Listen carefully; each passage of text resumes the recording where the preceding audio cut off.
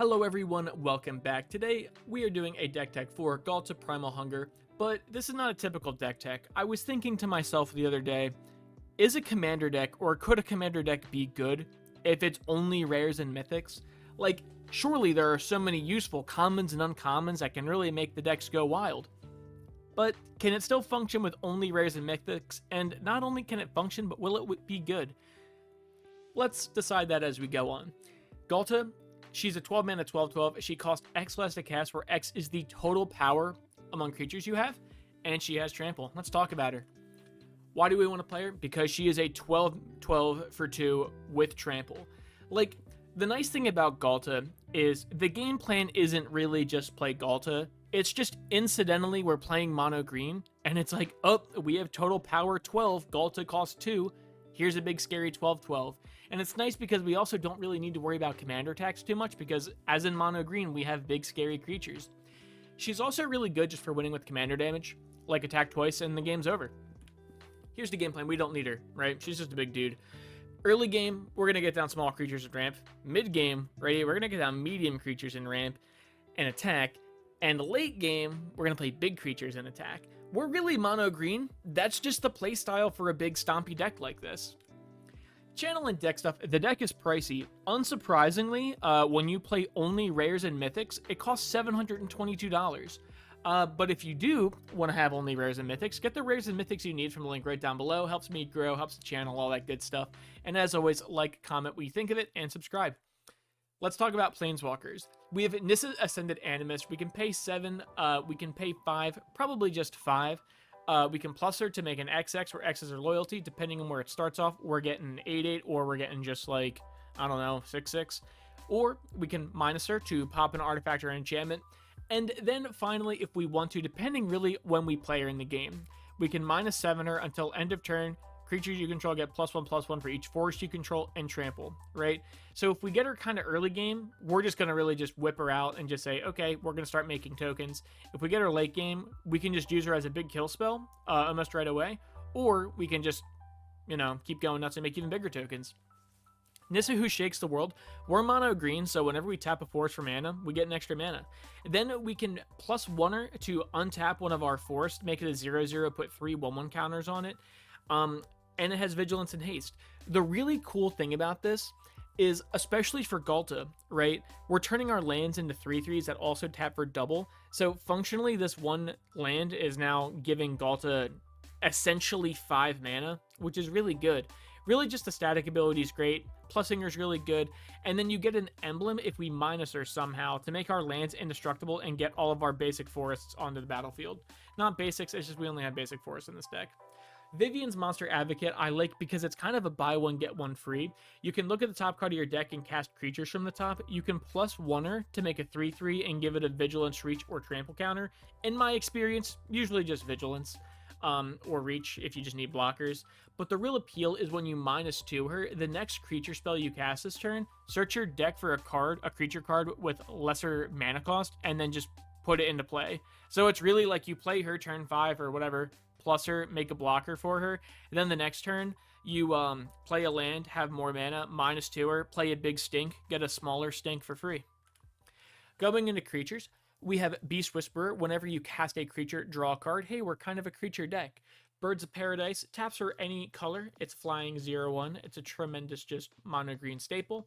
We have Bloom Vine Regent, which I really like. We could probably, again, depending on when we see it in the game, right? Early game, claim territory, search our deck for 2 basic forests, 1 to the field, 1 to our hand. And then late game, we just play it whenever, it or another dragon enters. We gain 3 life. I don't know if we have a ton of dragons, but it's still good either way as a ramp spell. We have Defiler of Vigor for our Phyrexian Worm in the deck. A 5 mana 6/6 with trample. Literally no joke. And then essentially what we can do is that big wall of text is going to let us cast color pips, at least 1 color pip for a Phyrexian cost. So basically it makes all of our spells cost 1 mana less by the cost of 2 life. And then whenever you cast a green permanent spell, put a 1/1 counter on the team. Really, really good for getting Ghalta out. Tremendous. Delighted Halfling.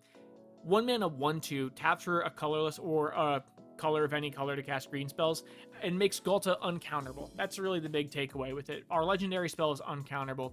The nice thing about these kind of cards, right, and these mana dorks, I guess not Birds of Paradise, but functionally, to get Ghalta out, it has 1 power and it taps for it, so functionally it reduces Ghalta's cost by 2. It, like, reduces the cost by 1 and taps for a mana. It's really good. Elder Gargaroth, Reach, Trample, Vigilance, attacks or blocks. Choose one, make a 3/3, draw a card, and gain 3 life. It's a 5 mana 6/6. It's an absolute unit. We have Elvish Mystic, 1/1 for 1. Same idea as Delighted Halfling. Now, I know you're thinking to yourself, Pop, my guy, that card's like a common and everything. Well, I say, shut up. You're a greasy nerd. It's rare. I can see it's yellow right there. That's going to be the case for a lot of these cards. Fanatic of Ronus is a 1/4. It taps for a green, and then Ferocious, we get a bunch of green. And that's only if we have a creature with power 4 or greater, which, hey, is most of our creatures. If he dies, we can Eternalize him and basically have him enable himself because he then is Ferocious. We have other Ghalta, Stampede Tyrant. Whenever she enters, 8 mana 12/12 with Trample. Put any number of creature cards from your hand onto the battlefield. That's just a great sentence. We have Goreclaw. Goreclaw is so fantastic for Ghalta. 4 mana 4/3. Whenever creature spells you cast with power 4 or greater, and that's a whole lot of the deck, cost 2 less to cast. So this essentially reduces Ghalta's cost by 6. Then when Goreclaw attacks, each creature we control with power 4 or greater gets +1/+1 and trample. So very, very good. Gwyneth is also very excellent, and really just mono green Ghalta decks, really just any big creature deck. You tap her to add 2 mana of any color combination, only to cast creature spells. So functionally, again, cost reduction gets rid of Ghalta 4 mana. Cost reduces by 4 functionally. And then whenever you cast a creature spell with power 5 or greater, you put a 1/1 counter and untap her. So you can kind of fuel a little bit more. Hulking Raptor, so good. 5/3 for 4. Ward 2, which is basically hexproof. Not really. At the beginning of your pre-combat main phase, add green. So not the turn it comes in, but the turn after it comes in. Again, reducing Ghalta's cost by 7. Very, very good either way. And even if we're not on the Ghalta plan, it just adds a bunch of mana, and it's a good beater. Kogla, the Titan Ape, enters the battlefield, fight up to 1 creature we don't control. When it attacks, pop an artifact or enchantment the defending player controls.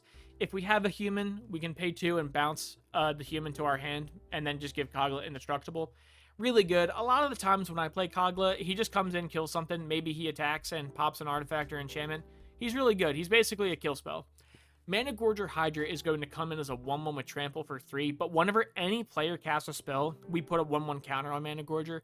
And that can get really, really, really big and really, really crazy. And since it has Trample, it can kind of go nuts and just one-shot opponents if they're not too careful. Nylea Keenite has the whole Indestructible God Devotion nonsense. It's a 5/6, and it makes all of our creature spells cost 1 less, functionally reducing Ghalta's cost by 6.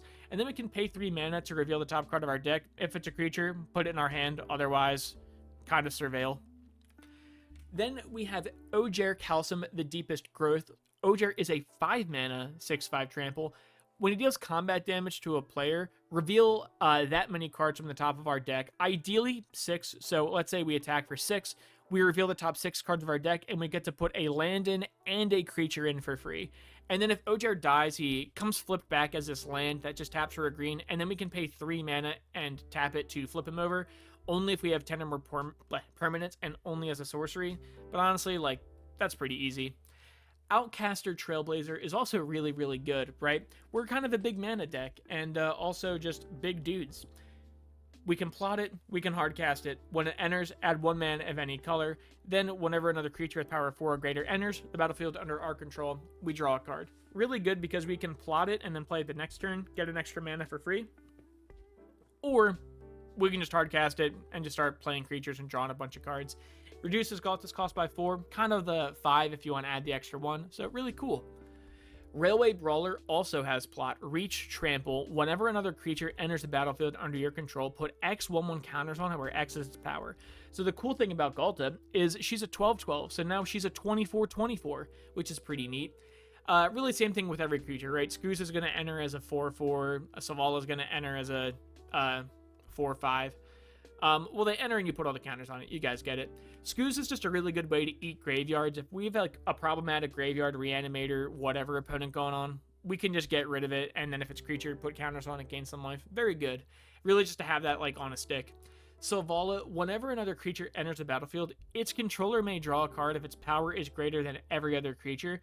I don't think many things are going to be better than 12/12s, but either way, we can pay a green and tap it to add X mana of any color combination where X is the biggest creature we control. At the very worst, it's her. Functionally, she's a mana dork since she's a 2/3. Either way, good. We have Silverback Elder. Whenever you cast a creature spell, pick one of them. Pop an artifact or enchantment, gain 4, or look at the top 5 cards of our deck and put a land card onto the battlefield tapped and the rest on the bottom.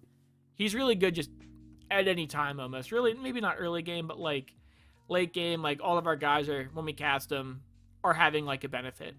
Surik and Goreclaw, trample, other creatures have trample. Whenever one of our non-token creatures enters the battlefield under your control, put a 1/1 counter on it, and it gains haste, and also trample. Good haste enabler, very good. And Ghalta's now coming in as a hasty 13/13.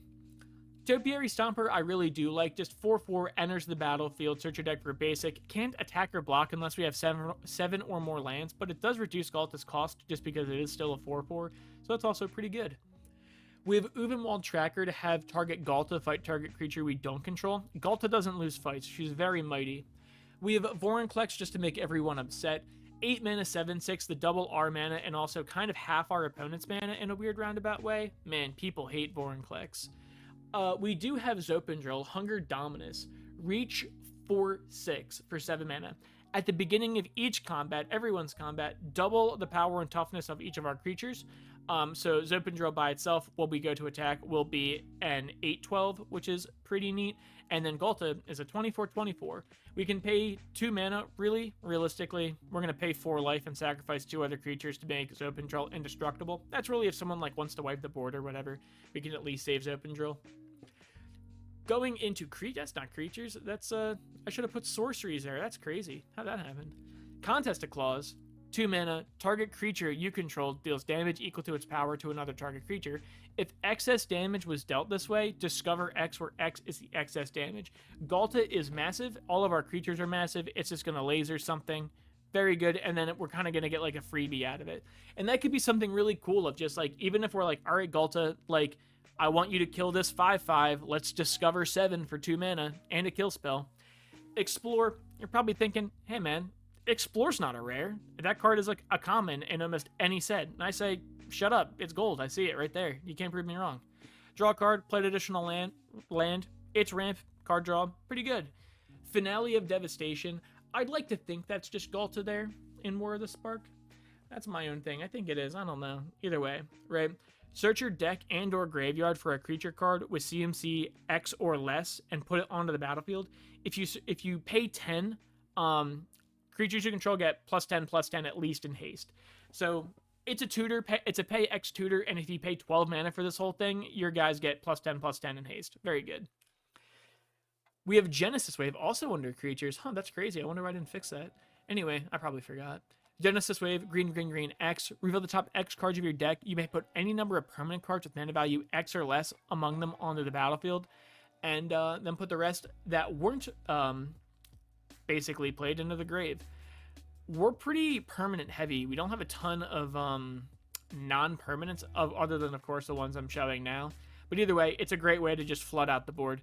Last March of the Ents, can't be countered. Draw cards equal to the greatest toughness among creatures you control, then put any number of creature cards from your hand onto the battlefield. Now, the idea is Ghalta, and we're drawing X uncounterably. Now, I keep saying Ghalta as if Ghalta needs to be on the field. Ghalta doesn't need to be on the field. Ghalta is just a 2 mana 12/12. So it's like, almost why wouldn't you, right? And it's like going to be our biggest creature. Draw a bunch, play everything. Majestic Genesis. Honestly, all of these cards are pay a bunch, play everything. Reveal the top X cards of your library where X is the greatest mana value of a commander you own on the battlefield or in the command zone. You may put any number of permanent cards from among them onto the battlefield. Put the rest on the bottom of your deck in random order. Again, 8 mana, look at the top 12 cards of your deck, and play all permanents for free. Pretty cool. We have Natural Order. Again, a creatures. I guess I just had the creature thing go nuts. As an additional cost to cast a spell, sacrifice a green creature. That's literally anything. Search your deck for a green creature and put it onto the battlefield. This is like a great way to turn like little like birds of paradise into like Zopen Drill or Vorinclex or whatever. Nature's Lore, search your library for a forest card, put that card onto the battlefield. It's just literally, ultimately, it's like a 1-mana deck thinning ramp spell. That's kind of how you look at it, because we only have basic forests in this deck, so it's just like ramp, and that forest is untapped.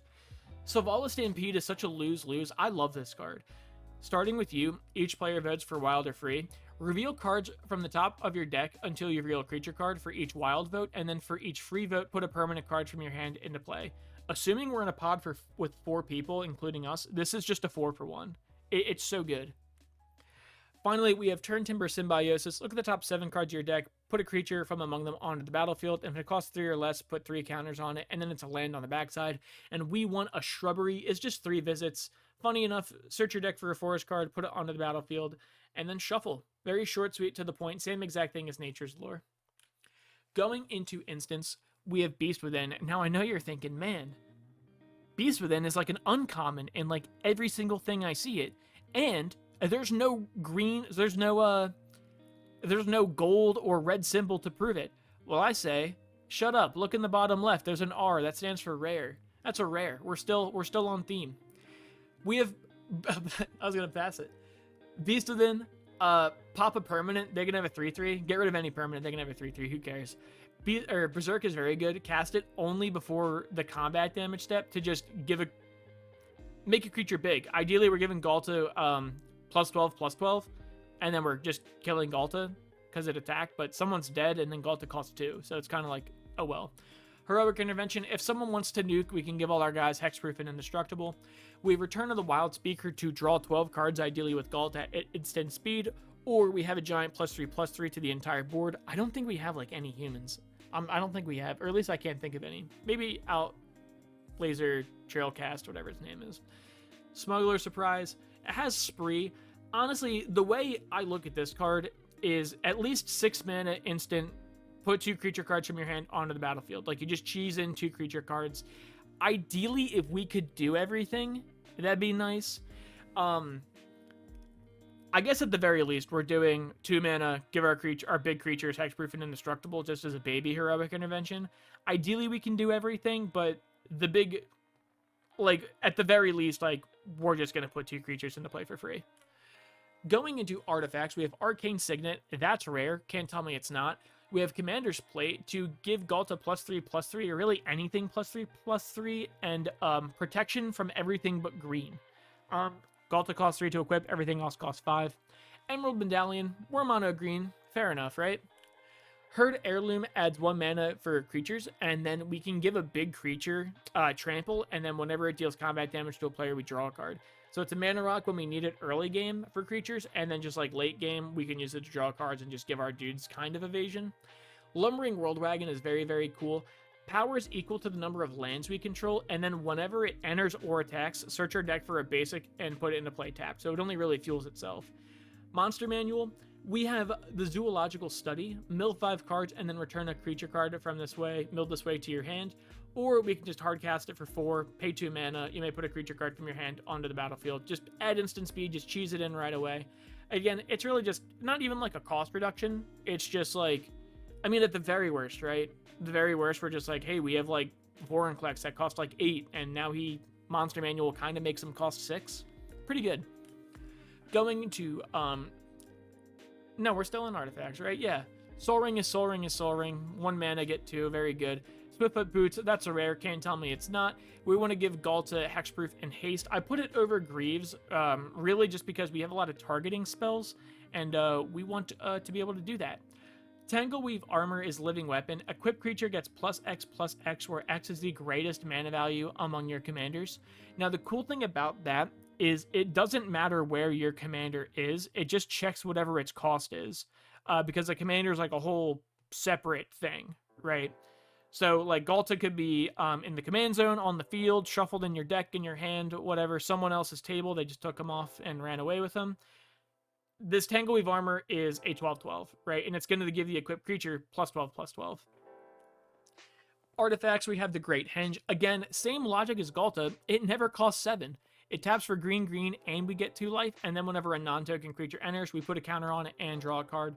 Throne of Eldraine enters, we'll say green probably. We add 4 green, so functionally only costs really 1, and it's only for monocolor spells of that color, so I guess most of our artifacts are getting dodged, but everything else is fine. So yeah, sign a 5 mana rocket, get 4 mana out of it, or we can pay 3 mana, tap it, and draw 2 cards. Pretty good. Going into enchantments, we have Defense of the Heart. During our upkeep, if someone has more than 3 creatures, we sack Defense of the Heart, and we get the 2 best creatures out of our deck straight into play. It's crazy. I think this card's good. I don't know why it's not, like, on the Game Changer list. But either way, right, like, we're going to cheese in, like, new Ghalta Stampede and play our whole hand for free, or Vorinclex, or whatever. Fight Ragging, Hideaway 5. Look at the top 5 cards of our deck. Exile 1 face down, and when we meet the condition, we play it for free. And the condition is having a creature with power 7 or greater. And that's even easier to happen because when we go to combat on our turn, we put a 1/1 on a creature. So really good, pretty easy to make that happen in this deck. Guardian Project, ultimately, we don't really have like any token stuff. So whenever a non-token creature enters, draw a card. Song of the Dryads is just permanent removal. We just enchant a permanent anything. It's a forest now. Just taps for green. Tribute to the World Tree, 3 mana. Whenever a creature enters the battlefield under our control, draw a card if its power is 3 or greater. Otherwise, put 2 1/1 counters on it to ideally make it power 3 or greater. Unnatural Growth. Growth is essentially Zoe control. At the beginning of each combat, double the power and toughness of each creature you control. And that's a 12/12 trample Ghalta. And the final enchantment we have is Virtue of Strength. We can sorcery it out early game to return target creature or land card from our graveyard to our hand, just as something gets blown up. It's really like one of our lower creature dies. And then late game, if you tap a basic for mana, it produces 3 times as much. We got like 26 basics, I think, off the top of my head, so it's a mana tripler. Going into lands, the not basics, Bonder's Enclave, pay 3 mana, draw a card if only if you have a creature with power 4 or greater. That's pretty likely. Beseiju, we can just pitch it, pop an artifact enchantment or non-basic, and they can just search their deck for a card with a basic land type and put it onto play. 2 mana or 1 mana if we have a legendary. Either way, it's just discard it, get rid of something we don't like. Cactus Preserve enters tapped, and it taps for a mana of any type that a land you control could produce. So, green.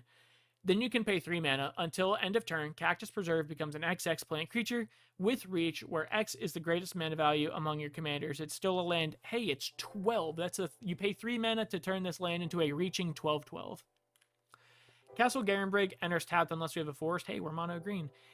We can basically pay 4 green and tap it to add 6 green to the mana pool, only to cast creatures. In a weird roundabout way, we're functionally paying 5 mana to get 6 mana since we have to tap the land anyways.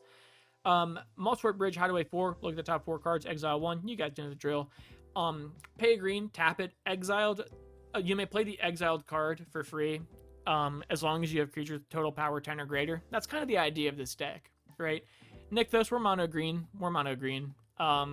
Ideally, we have a lot of devotion, so it taps for a lot. Going into lanes, we have Reliquary Tower, that is a rare.